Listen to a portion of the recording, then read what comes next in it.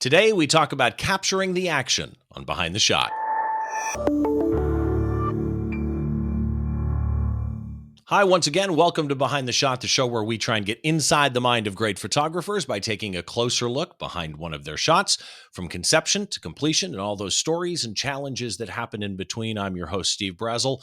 Before I bring my guest in, as usual, a little bit of housekeeping to do. First of all, with this episode, and for that matter, any episode of Behind the Shot, you can get the show notes at behindtheshot.tv. And this show will have those show notes. Along with each episode, we have a small gallery of my guest's work and a little thing I wrote about the guest as well. Also, you can subscribe to this podcast kind of in three different ways is the best way to word it. There is a video feed and an audio feed. So if you're using a podcast catcher app, whatever that might be, my favorite one happens to be RSS Radio. But if you are using a podcast app, you can subscribe to an audio feed, or there is an actual podcast video feed, assuming that your podcast app, like Apple Podcasts, does support video. Also, the video is up on YouTube at Behind the Shot. That's the channel there on YouTube. Subscribe to either one. If you subscribe on YouTube, this is the weird part. Make sure that you take the time to click the bell and choose all. Otherwise, for some reason, subscribing doesn't actually notify you every time that I release something. There's an example for that or an explanation, but basically it's the algorithm. Long story, deeper than this. I also want to tell you about the thing I'm doing with Don Komarechka. We have started doing image critique shows.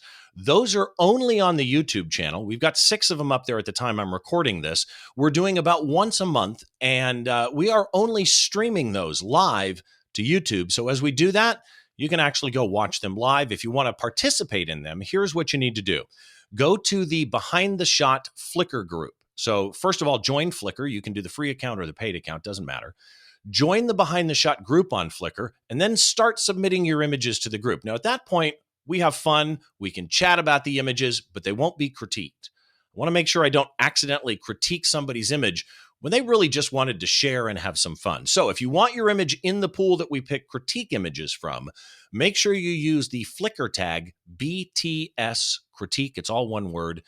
No spaces, and it's not a hashtag. Flickr has their own tagging system, and that brings us up to today's guest. Now, for today's guest, I met this guy or found out about this guy from my friend Scott Heath, a mutual friend of ours. And Scott said, you got to have this guy on your show because he's an amazing sports photographer. And then I went and looked at his work and went, okay, let's get him on. So I'd like to welcome to the show Jeff Cable. Jeff, how are you? I'm doing good, considering that we're all stuck at home now for.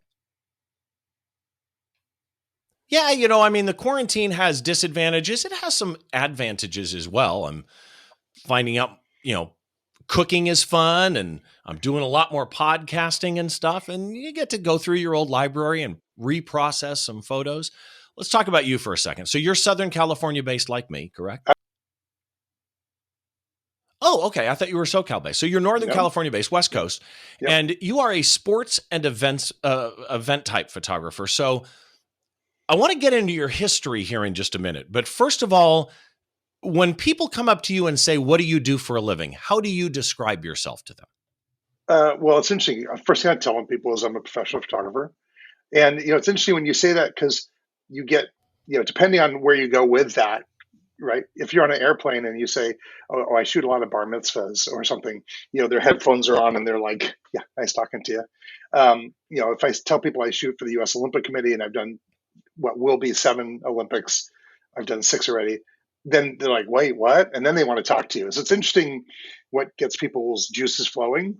But I shoot, not just events and not just sports, but I shoot a lot of wildlife. I do a lot of photo tours in Africa, Costa Rica, Cuba, and other places. So I actually love shooting. I have a passion for photography in general. So I just tell people I love what I do, which is true. What a weird mix, though. I mean, even you recognize that from bar mitzvahs to wildlife and African safaris to you've done 6 Olympics for Team USA. So let's right. For those people that can't remember them, Beijing, Vancouver, what else? London, Sochi, Rio, Pyeongchang. Do we miss one? Okay, so South Korea as well. Right. And then, of course, what was supposed to be Tokyo, in 2 months, and of course that's not happening. Right. Or 3 months. So that's been pushed out a year, which of course has affected my entire schedule for 18 months. So yeah, Yeah, crazy. what's interesting though is the athletes that were on the team are going to, they don't have to retry out. It's going to be the same team. I like that they did that. The way you got into photography though is one of the things, as I started looking through your bio and through your history, there were a couple of moments where I went, what? Because I'm an IT guy by trade, right? Right. I'm an independent IT consultant. And I saw Micron and I saw Symantec and Magellan. You were a marketing executive Yeah. for Yeah. these high end tech companies. How does that turn into Olympic photography? Yeah. I know it's kind of funny. I was in the tech world for a long time. I love taking pictures, and it's kind of a weird story. But Steve Wozniak, who started Apple, is a friend of mine, and Woz and I he would go to Tokyo, or I go with him to Tokyo, and he'd find these really cool cameras, and he'd buy multiple ones, and he'd give me one, and they'd all be in Japanese. And he's like, "Hey, help me figure this out." And so we would play around with these different cameras, and it was the first digital camera. It was like the Ricoh RDC one. It wasn't even 1 megapixel; it was like 640 by 480, I think. Um, and so I always liked shooting. I mean, I shot film as well, but not professionally. And then when digital came out, I thought, man, this is life changing. This is so cool to be able to shoot and see what I'm getting. And so I started shooting, and but I didn't take it seriously. And then in my progression of different marketing jobs, after I worked at the other companies you mentioned, I landed at Lexar as their director of marketing. And of course, Oh, Lexar made okay. the memory cards for all the cameras, and so we sponsored some of the top photographers in the world. And just by osmosis, I started hanging out with those guys, going to all the photo shows, learning from them, and I was studying like a madman because I had such passion for it. And once I understood how to control the camera, it just changed everything. Like, okay, the camera's now not controlling me. I'm actually taking control of the camera, and I can determine my depth of field and shutter speed and all those things. And the light bulb went on, and I was like, man, I just want to do this. And I just started getting better and better at it. And I'm also tenacious. I hate taking no for an answer. And so, when I realized I did the first Olympics was in Beijing, and I was not fully credentialed at the time, but I was there with Lexar and helping the photographers that were there and supporting them. And I saw what they were doing, and I'm like, I'm doing that. I will. It was so cool. I'm like, I've got to be at the next one. And so I did everything I could for years to get myself positioned to shoot in Vancouver as the. You mentioned Costa Rica and Africa, Mhm. but you do tours other places as well: Australia, China, Europe, across the Yeah, yeah, U.S. all over. We're supposed to be in Costa Rica next month. It's supposed to be in Scotland and Ireland in June. That's not going to happen either. And then we have a tour to let's see, we have Japan coming up, Cuba coming up, and then Botswana, Tanzania. Yeah, lots of different A places. little bit of And everything. I was we just actually did supposed India. to be in. Actually, we just Uh, did 3 weeks in India right before the whole coronavirus thing hit. So thankfully, we got in and out of there just in time.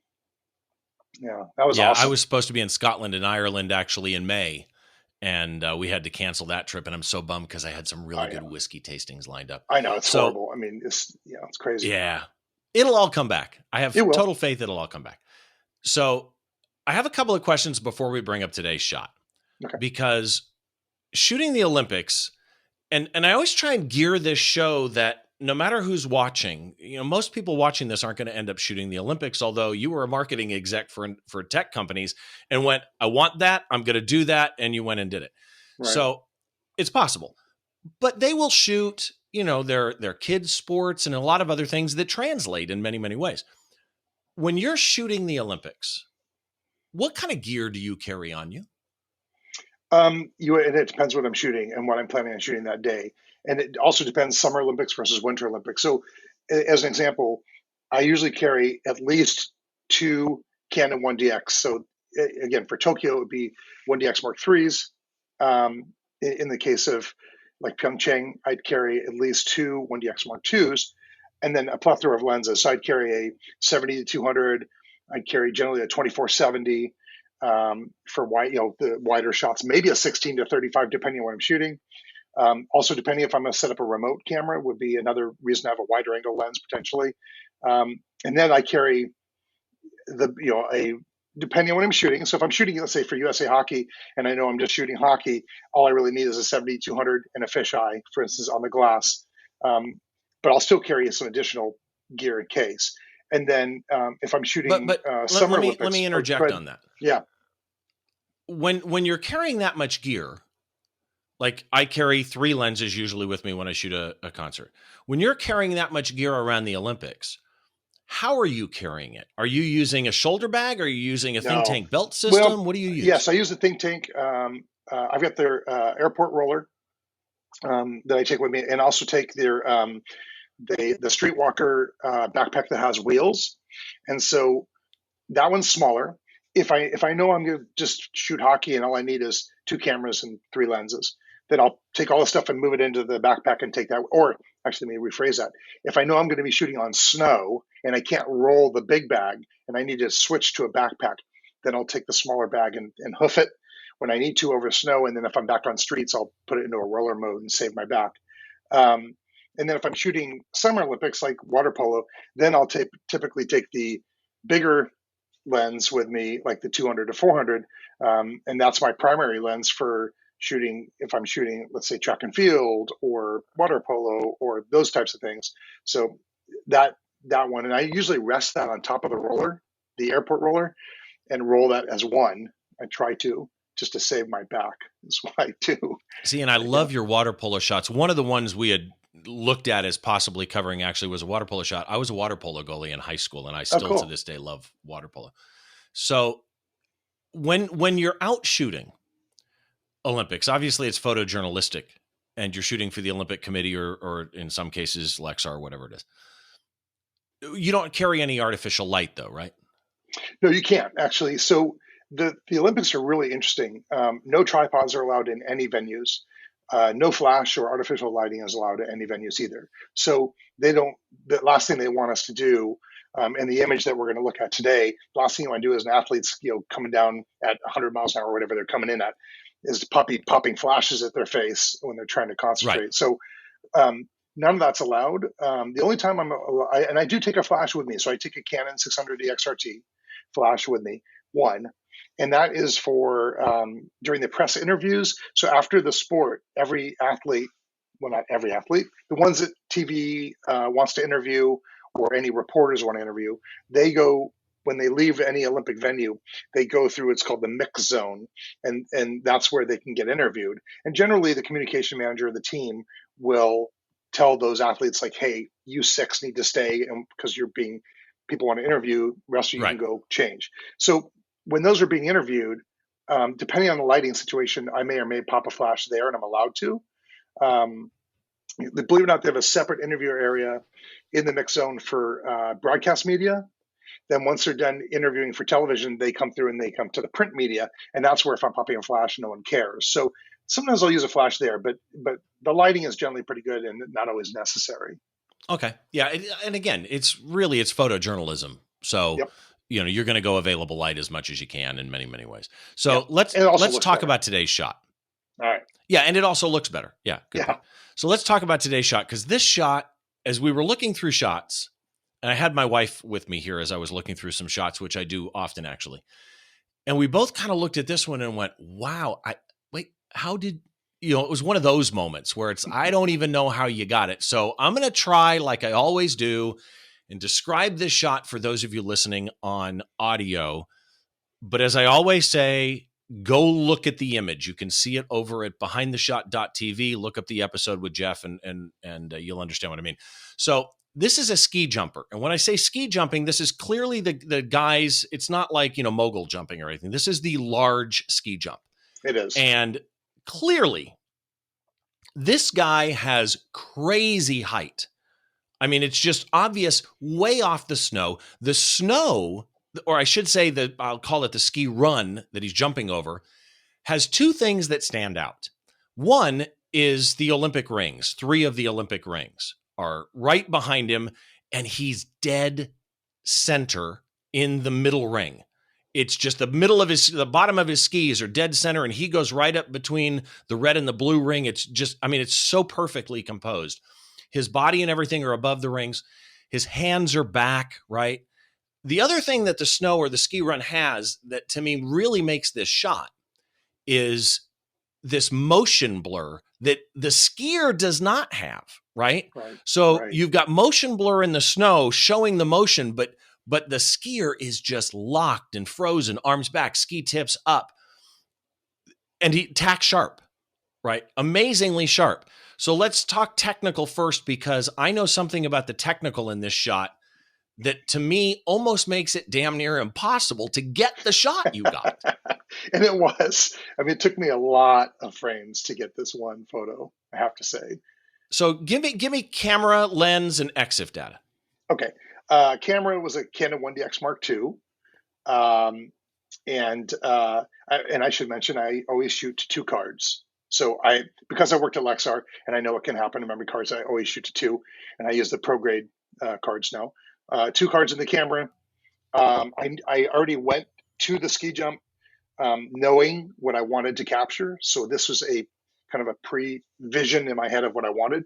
The lens I was using was the Canon 200 to 400, and that's the long one I brought with me to capture the shot. And I did bring a monopod, and I found that in trying to track the skiers on a monopod, although it was saving my back, was just not conducive to getting the shot. So probably within 10 minutes of trying to get the shot, I just took the lens off the mono and handheld the whole thing. That's interesting that you say that, because I've used the 400 2.8 with a monopod, and I can envision if you're doing nothing but tracking left to right, monopod would be great.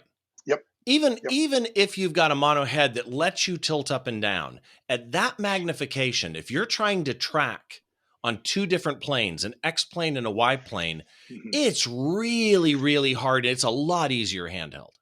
Yeah, unfortunately, it's backbreaking, but it was the only way to get the shot. And I tried, in hindsight, if I had brought a 100 to 400, which is a much smaller lens, it would have been a lot easier to shoot probably. But the advantage of the 200 to 400 lens is I could flip the built-in tele adapter and the 1.4 and go to 560 millimeters, which is what this was shot at. So it gave me more reach, but of course it's a lot heavier. I mean, the lens is massive. So, I mean, this is what I was hand holding, and it's a lot of weight, especially with the camera attached to it, and trying to track this. And of course, as you know, with motion panning, you've got to be absolutely still. Otherwise, you're not going to get a tack sharp image. So trying to hold that, as perfectly as you could on every jump, it was painful. Yeah, I bet. Yeah. So a couple of things that are interesting to me on this. I mean, there's a lot of things that are interesting to me on this. First of all, it was f7.1, ISO 160, and a 40th of a second. Yeah, how does so that was even the happen? challenge. Yeah, so again, I had pre-visioned what I wanted. So I had already done the safe shot.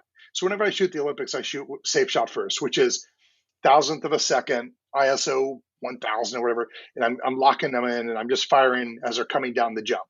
And so each jump I'd shoot, and freeze the action, and I got it. I mean, I looked in the camera, I'm like, okay, I got those, but they weren't inspiring and they weren't different. And the thing with when shooting the Olympics is, like, when I shoot the Summer Olympics, you've got 2,200 photographers who are spread out amongst the games to get their shots. And if it's a big event, let's say Michael Phelps in the pool, like when we were shooting in London, or sorry, in Rio, you may have 1,000 of the photographers all vying for that same shot. And so how do you make it different? And so here I was shooting, and I thought, okay, I need to motion pan this and really blur the background and get the ski jumper in focus. And so I started with 80th or 100th of a second and panned it, and I kind of felt like, okay, maybe that's not enough blur in the background. So I kept lowering the shutter speed. Yeah, go ahead. When you say you weren't sure if that was enough blur in the background, were you chimping, or are you going? Yeah, off I was gut? chimping. Yeah, so in between the jumps, Okay. I'd look at the back of the camera and go, yeah, it looks good, but here's the challenge. I had numerous challenges to get the shot. One is first and foremost, as you understand, with a really slow shutter speed, is how do you track a ski jumper that's coming at you so fast? And with that In giant my case, you lens, don't. yeah, I do a lot of motion panning, so I practice it a lot. But trying to track them with that lens and the camera in your hand was very difficult. So that was the first thing, was getting them sharp. Second thing was getting them over the rings, and every ski jumper would vary in their position. So sometimes I'd have them off to the side of a ring or off the rings, or shoot it. I'd get them tack sharp, but they'd be not over the rings. I mean, there was so many variables that it made it really, really tough. And then, of course, on top of that, what outfit they're wearing. So I want to show the Olympic rings on the bib, which I did here. But the color of the helmet, the color of the outfit they wore. So this guy actually was wearing white, which normally you'd say, I don't want to have white on white. There's a white outfit over the snow, but as it turned out, it kind of worked. But that's just luck of the draw at that point, because I was fighting so hard to get one shot at 40th of a second, dead center over the rings, like you said, with the hands out and the skis out, with the right form, mouth kind of in the right position. Because sometimes when they ski, they open their mouth really wide and it looks weird. Like, and so it took a lot of practice and a lot of shots and a lot of luck to get. I mean, literally, it's funny because when I looked at what your podcast is about, and it's about dissecting one image, I mean, I always tell people this is one of the hardest shots I've ever taken in my life. And you found it. Credit to you. Yeah, well, and no. Credit to you, my friend, because the motion blur in the snow is the shot, right? Yep. The decision to go 1/40th and pan, and the panning would have given you some motion blur anyway, but it's accentuated by your choice of shutter speed. And what that does is it gives you the motion blur lines that we're used to, that you almost think about seeing in Photoshop when you do a motion blur filter, which turned the white snow grayish. That's right. Which brought the white outfit out. And again, not only are the hands back, but the hands are perpendicular, or I should say almost parallel to the snow. Right. So palms up type thing, and fingers spread.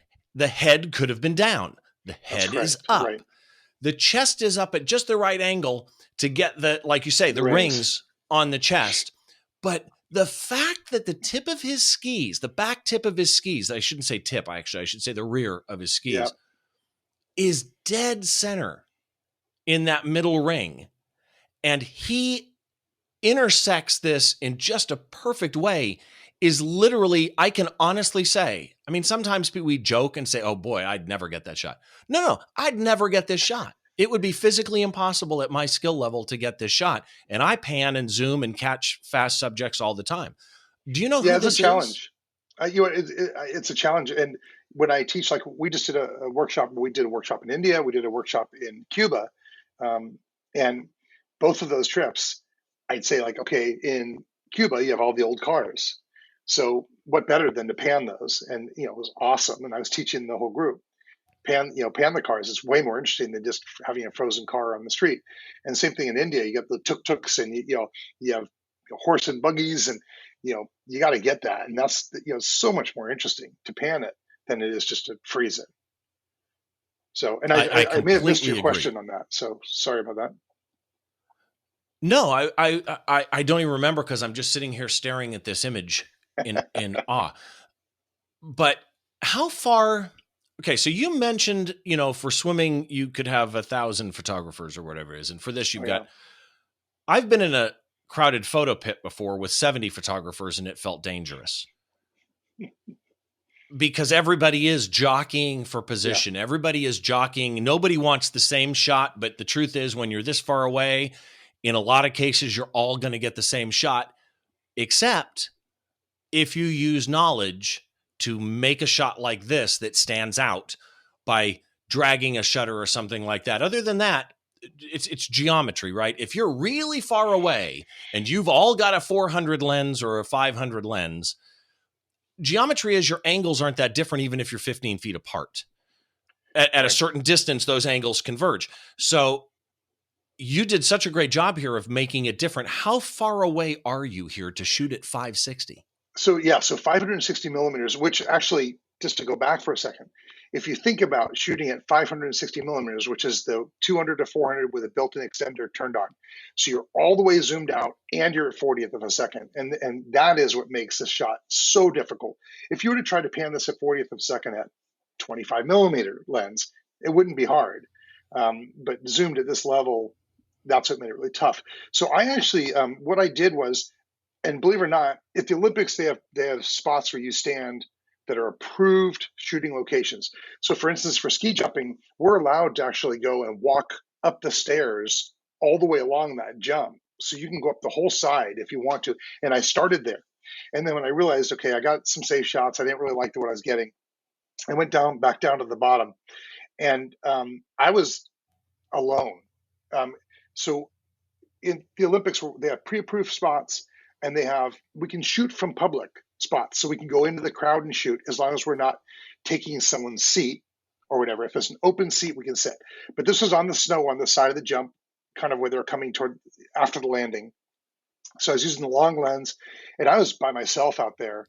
And what I did is I kept moving my position to try to get in the angle where the person would be right over those rings. And again, the challenge was every jumper would vary by, 10, 20, 30 feet. And so, one guy might hit it and one guy wouldn't. And then of course my angle would be wrong for all the rest of them. And so it was me just trying to keep moving to try to find where most of them were coming in, and then get the shutter speed, as you mentioned, to create the blur of the rings. In other words, I want you to see the Olympic rings behind as he's coming down, but I don't want them to be frozen, because then it becomes almost competing with my subject, right? So by blurring the snow and the rings, now it takes your eye to the ski jumper. And that was the whole goal behind the shot. It's interesting you mentioned that, because the rings in a way are the wheels in a race car, right? This is a guy suspended from a crane, if not foreseeing motion. I mean, this is a movie stunt where he's on cables and happens to be hanging there. Unless you see motion, it's like a race car. If the wheels aren't turning, as far as you know, boring. It's parked, right? So in doing that, you told so much, but I want to go back to two things here. My mind is churning. You're shooting on a 200 to 400 with a built-in 1.4 teleconverter, which gets you to 560. Now, the standard rule of thumb for everybody is 1 over whatever your focal length is. Right. I know people that shoot a 70 to 200, not naming any names, that think, okay, I've got to be at 1 over 200 or I'm not going to be stable. Shooting a 70 to 200 at 1/40th, oh my gosh, no way, I'm not going to do it. Right. You shot 560 at 1 over 400th. I'm sorry, 1 over 40. Yeah. So when you're shooting something like this, I kind of want to get technical here, because this is an area most people struggle. There are so many focus modes now and so many rules of thumb. There's, back button focus. Some people like a lot of live music shooters like me like back button focus. There's on a 5D Mark IV or a 1DX series, there's case modes that you have that, case 1 through whatever. I happen to use case 4 for what I shoot. And then even those you can go in and customize. There's single point, there's dot point, there's single point, but point expansion. And the point expansion can be 4 points or 9 points. Or not 9 points, 7 points around it, whatever it is. 3 on the top, 2 on the sides, 3 on the bottom. Then you have zone. Then you see what I'm saying? Yeah. So when you're setting up to do this and you want that skier in focus, explain to me your thought process on how you do focus. So, and all those points that you brought up are correct. Those are all options that we have to think about. So in this case, I'm single point focused. I probably could have done the cluster, the small cluster, and didn't. I went to single point focus, and my goal is to keep that focal point right on the helmet of the skier, and that's what I was trying to do here. Why, as far as the cases, why not expansion? I probably could have done expansion here, and I don't remember if I did or not. I generally, if I can, I prefer a single point of focus to really lock in exactly where I want it, as opposed to letting the camera kind of go kind of in a more of a general mode. I probably could have, and I tell you what, the 1DX Mark III, which I have here, actually right here, with the 1DX Mark III, with the ability to now use the joystick back here and move the focal points, but also it's got the head tracking. So it would be interesting, and it's something I was looking forward to at the Tokyo Olympics, which will now be a year later, is to see how much of an advantage that is. So I just wrote a blog post reviewing the 1DX Mark III, and I shot a San Jose Earthquake soccer game, and it was crazy cool because I could just lock in on an athlete, and even though I wasn't staying dead center on them, it would still track them. And one of the things I've yet to do, and I want to do, and I should do this week, is get my daughter or someone on a bike and try motion panning out outside, maybe at dusk. So I've got really slow shutter speeds, and let the camera lock in on the head and see if my take rate is better on the motion panning. But That would be an generally, I am back interesting button focused. test. It would be a really interesting test, and I've yet to do it. But generally, I don't mess with the case modes as often as I probably should. But generally, it's center point focus, back button focus, and then a lot of it also, when you're doing motion panning, is breathing technique, standing technique. I have my legs. I turn myself into a tripod, right? So I spread my legs to get a steadier stance, tuck my shoulders, or get my shoulders in and my elbows in, and hold it. And then I breathe when that jumper would come down. It's a matter of breathing because, again, at 40th of a second, when you're at almost 600 millimeters, if you breathe wrong, it'll blur the image. And so, and I should say that, I mean, I probably took, I don't know, 5, 6, 700. I don't know how many images I took to get this one. And I had some other ones that were good, but it wasn't this one. And this one really stood out. And it was, but it took that many to get it. That's interesting. So if people want to read, you said you wrote a blog post about it. Where can they go? Yeah. So the blog is just blog.jeffcable.com. Or you can just go to jeffcable.com and there's a menu item there to take you to the blog.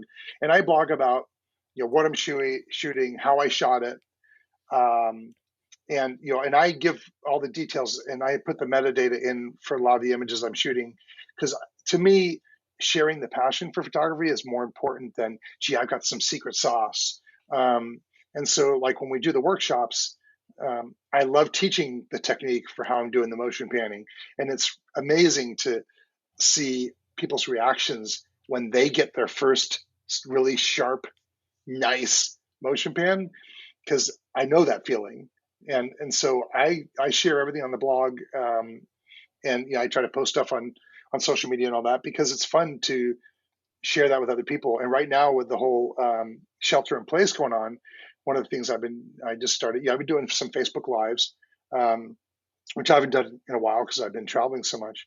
But I did my first Zoom conference with everybody, which was a disaster because we had trolls coming in and messing up everything. So now I've just created an invite so people can email me and tell me if they want to be in the next Zoom conference. I just started that this last night, and I've already had hundreds of people write in and say, here's my email address to invite me. So that way we can keep it private. And that's a no holds bar, questions and answers, anything people want to ask about photography. And it's really fun to be able to share that with all these people, and again, and hear their excitement for what they're doing as well. Yeah, and a big thing with the Zoom is locking those meetings down. Yeah. In advance. A lot of those preferences are there. It's just the default settings are a little weaker. Well, I made the mistake. I have a question for you. Sorry, I posted the URL and the password and said, "Hey, just come join in," which was that is a recipe for disaster. So don't do that for those of you looking to do it. And so I had yes, don't share your screen. Mute everybody when they come in, which some people can, I guess, hack and unmute, but do your best to do that. And like I said, I'm just locking it down now where I will send an invite to those people who said they want to be invited. But it was cool when we did get rid of the idiots that were out there. It was great to have this conversation with all these people and be able to answer their questions. Yeah, I mean, that's one neat thing about the shelter in place is all of this kind of group thought. I'm doing the thing with Skip Cohen, F64 Lunch Bunch. That's great a blast. Guy. And So if you were, before I get back into this photo, there's something, because I use back button focus and I describe it to people all the time. Different people, I've seen David Bergman describe it before. Why do you tell people, or how do you tell people? I'm trying to think of the wording there. How do you describe to people what you see as the advantage to back button focus? Um, well, a couple things. I feel that gives me more control of what I'm shooting, and a lot of it is the ability to focus and recompose. And so, right now, using an SLR, not a mirrorless camera, it allows me to um, lock that focus and choose when I'm focusing and when I'm not. So, one of the examples I give people is if I'm shooting diving at the Olympics, where I'm in the stands, I'm always at the same distance from the diver every shot. Well, when they go to the front of the board and they do their kind of mental prep and they put their hands up in the air and they get ready and then they go back, well, I can lock in focus on them at the front of the board when they prep and then let go of the button and just fire shots because I'm always at the same plane from them. And then I don't have to worry about my focal point drifting to the stands in the background and getting the audience in focus, not them. So that's one example. And the other thing is, the other example I give a lot is like, for instance, since you played water polo, let's use water polo. So if I have an athlete in the pool and he's got the ball over here and he's kind of at the edge of the pool here, and I know he's going to throw it this direction, right? I can lock focus on his face and he's going to sit there and he's going to fake and then he's going to pass it. Well, I know it's going this way. So I can move my frame to include more off to the side and get the ball in motion off to the side. And so until that swimmer moves, I know that I can just lock it in place and get the shot. The same thing is true when I shot the soccer game, when I was testing the 1DX Mark III. If I see that our team is going down and they're going to shoot, and this really works well in water polo because you have a shot clock. So I'm watching the shot clock and it'll be like going down to 6 seconds. Okay, well, they're going to take a shot on the goalie. So I'll back button focus on the goaltender's face, and then I'm just ready to shoot as soon as that clock goes down or I see them take the shot. I can fire and I don't have to worry about the athletes in front of the goalie creating a focal point that's off. And so it's all of those reasons Yeah. that it works well. Yeah. And that way, when you do press the trigger, it doesn't refocus. And water polo actually is a great example in that if somebody, you know, in water polo, whoever has the ball often will rear up and start pumping the ball with their arm. Right. But while that's happening, you can use back button focus to focus on their face. But then at any given point in time, water starts splashing up in great volumes in front of them as people are trying to take the ball or people are trying to defend. And in that case, that water could actually pull focus. And by being able to push that shutter, that's not going to happen. So water polo is a good example for that. Yeah, and this is something that we do deal with. The same thing is true in ice hockey, where the spray of the ice or a defender comes in front of you or the ref gets his butt in front of you. I mean, there's all kinds of ways that this happens. And so, yeah, having that control to focus when you need to, but also pull off on that if you see a distraction coming, like water coming up. You can lock it, let go, and shoot. It does give you that little extra to get a better take rate on your images. Yeah, and I will say, once you go with it, it's really hard to go back. So back to this image here. Actually, I even use it when I'm shooting things like a bar mitzvah. The kid's up in the chair for what they call the hora, where they're putting him up and down the chair. Well, if I have a shot of him as he gets in the chair and I can lock in and get a focal point on his face, as soon as they lift him in the chair, again, he's not changing a plane for me. He'll be lifting the same distance for me. I can fire off a bunch of shots and get him without having to worry about focus. I will, once I get 3 or 4 shots of them up in the chair, I will try to get another focal lock on them and shoot more, and then do it again after another 4 or 5 shots just to make sure I get it. But it gives you control in almost all situations. So I use it for portraits. Mine's on back button 100% of the time. Yeah, same here. So back to this shot. The balance and symmetry in this, as we talked about, spot on, right? And it's one of those, like when we do critiques, one of the things is dead center is deadly, but unless usually it's like a reflection landscape type shot. This is one of those situations where, because you have that foreground subject almost superimposed on the background subject, you've got a scenario where dead center really, really works. So now I want to get into just like a quick overview. What would you have done to a shot like this in post? Because I'm guessing you're not allowed to do a ton. Yeah, so Olympics doesn't allow us to do any cloning or anything like that. So we're allowed to adjust white balance, exposure, shadows and highlights, and crop. That's really it. And so that's really all I did in this image. I'm looking at the image now on my screen as well, just to kind of remember that. But that's it. And again, I have some shots of like Michael Phelps swimming where there's a dry spot on his cap and it drives me crazy. I'd love to just knock it out, but I'm not allowed to. And on this shot, it's funny. There's really not much that I did to this other than, like I said, maybe adjusting exposure. Although I was probably shooting. Yes, I was shooting flat. I was not shooting at like +1, even though I was shooting in the snow. So I probably had to brighten it in post. But that's about it. No So sharpening. exposure, white balance, crop.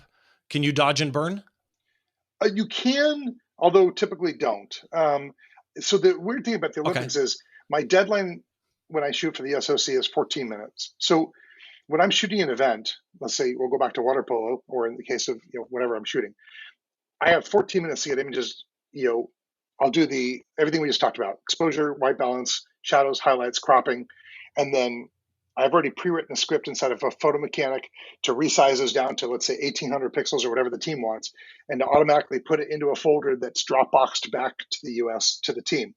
And so because we're Wow. working on a deadline like this, so I'm using the MacBook Pro 16-inch now because it's so damn fast.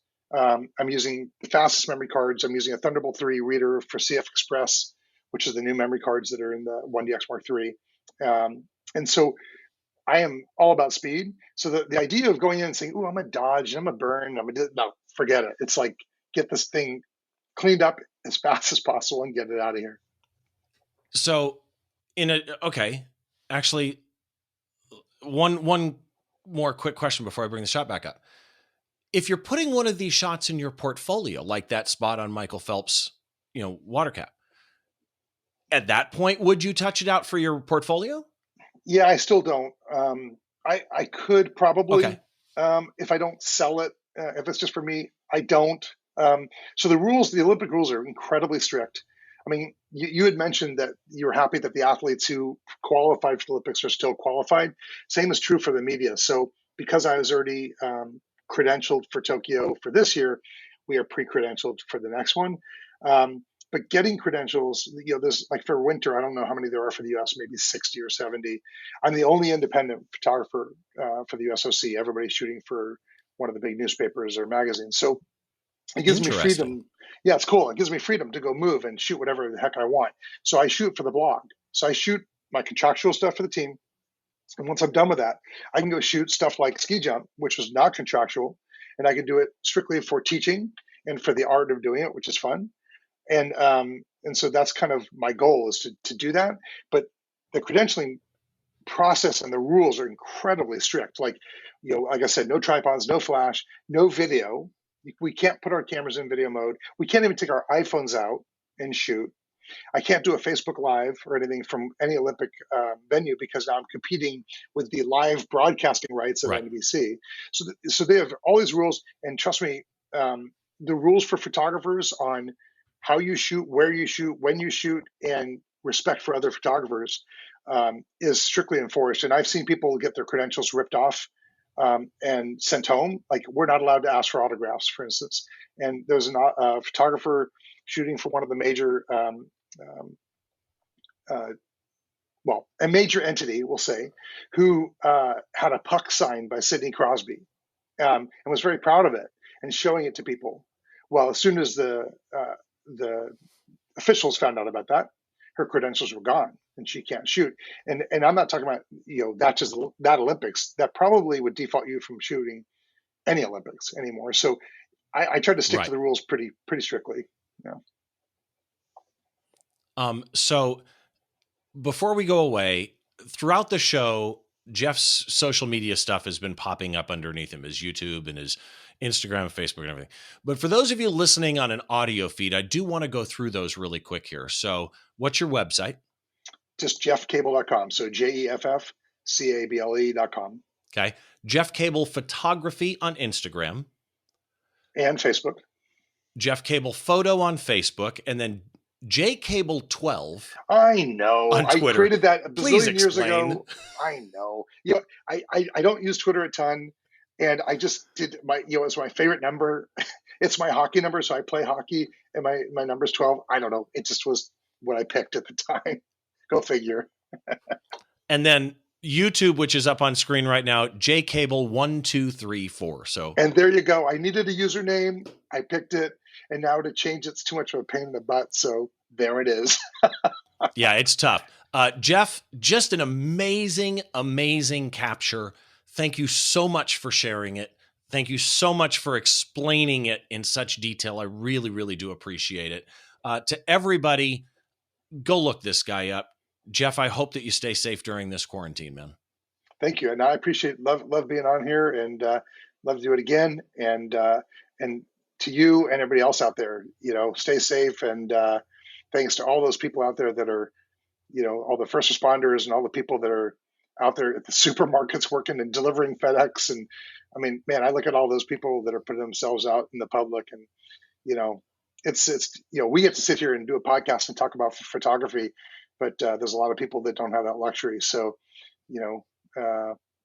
thanks to all of them, and thanks to you for having me on the show. Believe me, my pleasure. Great work. Go look him up, jeffcable.com. Quick reminder as well, the Flickr critiques that we're doing, just go over, join Flickr, free account, paid account, doesn't matter. So it's not going to cost you anything. Join the Behind the Shot group on Flickr. Submit your images with the Flickr tag BTS Critique.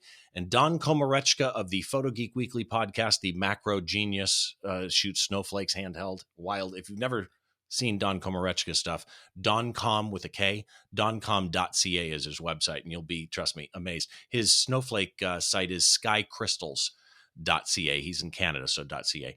But we're doing those usually about once a month. So if you want to get in on them, head on over to Flickr and join in. Other than that, thanks again to my guest, Jeff Cable, for joining me. This is Behind the Shot, the show where we try and get inside the mind of great photographers by taking a closer look behind one of their shots. Thanks again. We'll see you on the next show.